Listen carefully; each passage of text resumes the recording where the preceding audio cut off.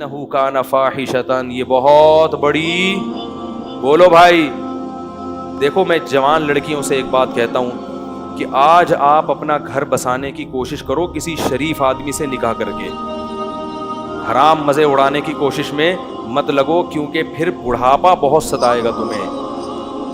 مرد تمہیں اس وقت تک، یہ جو دوست ہے نا فرینڈز، یہ ایزی لوڈ اور یہ سب جب تک کرائیں گے جب تک آپ میں جوانی ہے.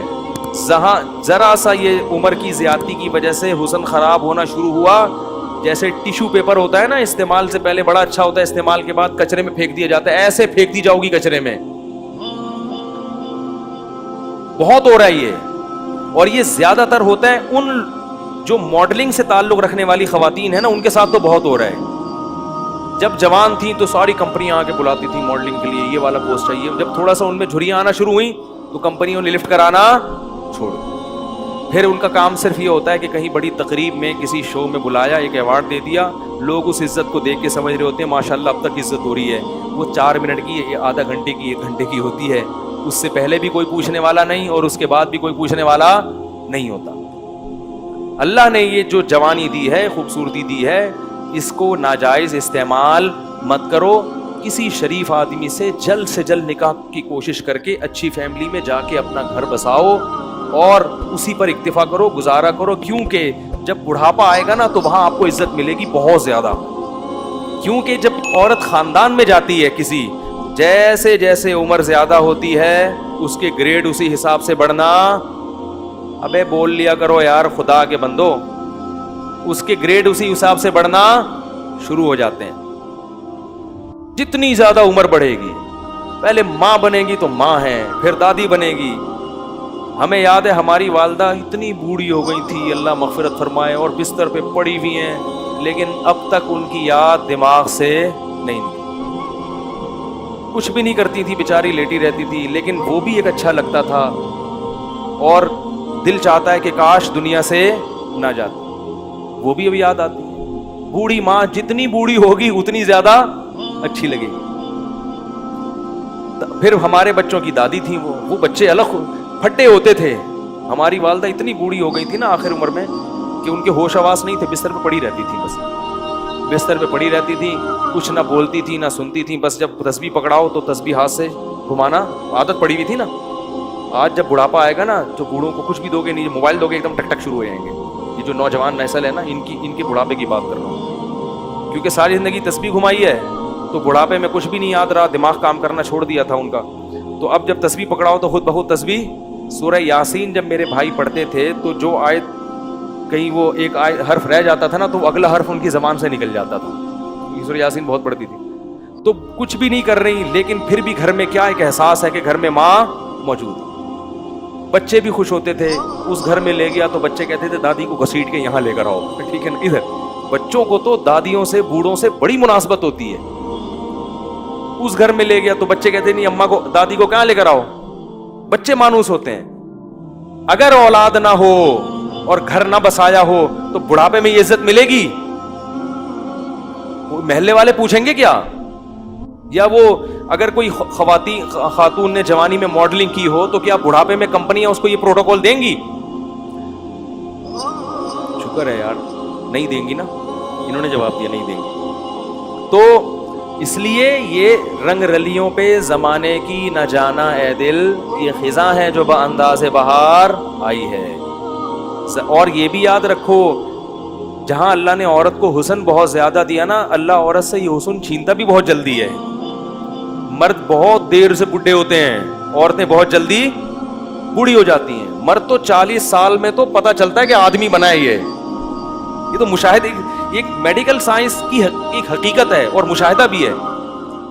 40 سال میں جب آدمی قدم رکھتا ہے نا تو قرآن کہتا ہے حتی اذا بلغ اشدہ، یہاں تک کہ اپنی بھرپور طاقت کو پہنچتا ہے. تو 40 سال میں تو مرد آدمی بنتا ہے اور زور پیدا ہوتا ہے اس کی آواز میں، اس کی چال میں. بہت ٹائم سے جا کے بوڑھا ہوتا ہے. اور لڑکیاں جلدی ان پہ بڑھاپا آتا ہے، ان کا حسن و جمال بہت جلدی ختم ہوتا ہے. یہ قدرت کا ایک اصول ہے، اس کو آپ چینج نہیں کر سکتے. تو اب اس میں تو عورت کو اور زیادہ خیال کرنا ہے کہ بھائی جلدی اپنے آپ کو ٹھکانے لگاؤ، جلدی اپنے آپ کو کسی گھر کا فرد بناؤ، کسی خاندان کا فرد بناؤ. نہیں جی ابھی ہم نے جاب کرنی ہے, ایکچولی میں نے ایجوکیشن یہاں تک حاصل کرنی ہے, میں پی ایچ ڈی کروں گی, پھر میں ڈاکٹر بنوں گی, پھر میں یہ کروں گی. یہ خواتین کے فون آتے ہیں نا, میں ان کو سمجھاتا ہوں شادی کرو بھائی, نہیں میں یہ کروں گی, تو ٹھیک ہے کر لو. جب وہ پی ایچ ڈی کر لیا انہوں نے, میں پی ایچ ڈی سے منع نہیں کرتا, یہ شادی کے بعد بھی ہو سکتی ہے, میں ڈاکٹر بننے سے منع. اور خدا کا واسطہ جب نکاح کر کے لایا کرو تو اپنی بہوؤں کو کسی تعلیم سے روکنے کی کوشش بولو بھائی مت کیا کرو, پڑھاؤ اچھا ہے تمہارا فائدہ ہوگا.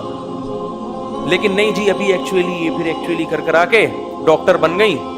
مرد عورت میں سب سے پہلے اس کے حسن و جمال کو دیکھتا ہے, اس کی تعلیم کو دوسرے نمبر پہ رکھتا ہے. کتنی ڈاکٹر لڑکیاں ہیں جنہوں نے جوانی میں شادی نہیں کی, ڈاکٹر بن کے کیریئر بنانے میں, اب ان کا حسن و جمال ختم ہو گیا. ڈگریاں بہت ہیں مگر کوئی ڈاکٹر بھی لفٹ کرانے کے لیے تیار نہیں ہے, کیونکہ لوگ کہتے ہیں کہ میں نے ڈاکٹر سے شادی کیا علاج کے لیے کرنی ہے, کیا محلے میں کلینک ختم ہو گئی ہیں. تو یہ سب معاشرے میں ہو رہا ہے. ماں باپ بھی کہتے ہیں نہیں بچی جب تک یہاں تک نہیں پہنچ جائے گی ہم نہیں کریں گے. بھائی نقصان ہو رہا ہے اس کا, جیسے جیسے عمر زیادہ ہو رہی ہے اس کا کیا ہو رہا ہے, نقصان ہو رہا ہے. تو اسی لیے شریعت نے بھی کہا کہ جلدی نکاح. اور دیکھو نبی صلی اللہ علیہ وسلم نے خاتون کا نکاح کرایا, شوہر کو کہا کہ تم ان کو پڑھاؤ گے, قرآن پڑھاؤ گے. اس میں بتا دیا کہ نکاح تعلیم میں رکاوٹ نہیں ہے, یہی پڑھا دیں گے ان. تو یہ سب ہمارے معاشرے کی برائیاں ہیں اور ان کی وجہ سے زنا بہت تیزی سے پھیل رہا ہے. اس لیے قرآن نے کہا لا تقربوا الزنا, زنا کے قریب, یہ نہیں کہا کہ زنا مت کرو, قریب بھی. قریب کیسے جاتے ہیں, بیہودہ فلمیں دیکھنا, فحش ویب سائٹس دیکھنا, لڑکیوں سے بات چیت. آپ کہہ رہے ہو میری نیت اچھی ہے, مگر جوان لڑکیوں سے کنوارا آدمی جب بات کرے گا, شادی شدہ بھی کنوارا بھی, جب جوان لڑکیوں سے ہی ہو ہا ہوگا تو خام خامے لازمی غلط خیالات آئیں گے. وہ گناہ آپ سے ہوگا جو آپ نے کبھی اس کا تصور بھی نہیں کیا ہوگا. آپ یہ سوچ بھی نہیں سکتے ہوگے کہ مجھ سے کبھی زنا بھی ہوگا, لیکن بالآخر شیطان آپ سے وہ جرم بھی کروائے گا. اور یہ کہہ کے کروائے گا کہ توبہ کر لینا بعد میں, اور پھر بار بار یہی کہہ کے کرواتا رہے گا.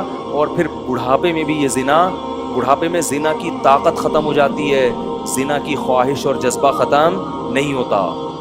تبھی تو حدیث میں آتا ہے کہ بڈھا زانی قیامت کے دن سب سے زیادہ غضب ہوگا اس کے اوپر. اس لیے پتہ چلتا ہے کہ بڈھا بھی زنا کر سکتا ہے, جتنی اللہ نے اس میں قوت دی ہے اس حساب سے. تو یہ کبھی بھی ختم نہیں ہوتا. اس لیے اپنے آپ کو ان برائیوں سے دور رکھو, پاکیزہ زندگی. کوئی انٹی کا فون آتا ہے, بات چیت ہوتی ہے, ٹو دا پوائنٹ بات کی اور پتلی گلی سے نکل.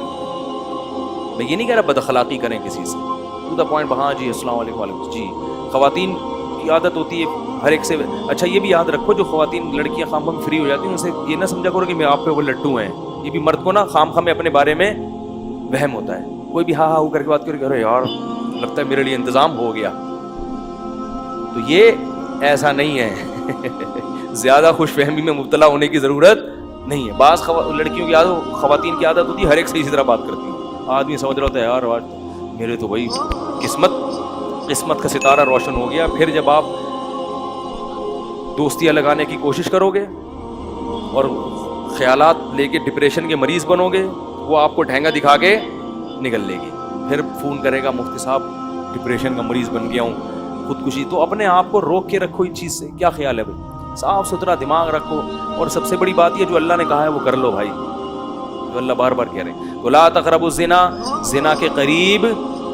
اور انٹرنیٹ کا ایک اصول آپ کو بتا دوں, آخری بات کر کے بیان ختم کرتا ہوں. چاہے مرد ہو یا عورت, انٹرنیٹ جب آپ نے گھر میں استعمال کرنا ہے تو کمرے میں تنہا کنڈی لگا کے نہ بیٹھیں. کتنے ہی نیک ہوں, شیطان برائی کی طرف لے کر جائے گا.